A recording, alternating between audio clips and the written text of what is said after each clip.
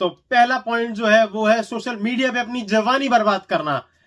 आज 2026 में हम नहीं चाहेंगे कि हम कोई भी अपना टाइम सबसे कीमती जो है वो बर्बाद करें। जो सबसे पहली गलती है वो सोशल मीडिया पे जीना। हमें सोशल मीडिया पे नहीं जीना है। ऐप जो है वो जो पहले ज्यादा एडिक्टिव हो चुके हैं, सारे ऐप जो भी सोशल मीडिया के हैं वो हमें एडिक्शन अपनी तरफ खींचते हैं। हम जिस टाइप की रील्स देखते हैं वो हमें दिखाते जाते हैं, जिससे हमारा टाइम बर्बाद होता जाता है और हम कोई एक्शन नहीं ले पाते हैं। हमें एक्शन लेने हैं। घंटों स्क्रॉल करते रहते हैं फिर भी आपको रिलैक्स नहीं मिलता है और आपको ये आपके एम्बिशन से दूर ले जाता है।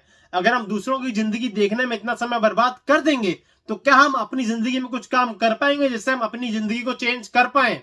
सोशल मीडिया को एक टूल की तरह इस्तेमाल करिए, ना कि उसे जिंदगी से अपनी बिल्कुल जोड़ लीजिए और बिल्कुल आप अपनी रियल लाइफ से जो एम्बिशन से जो काम है उनसे दूर हो जाइए।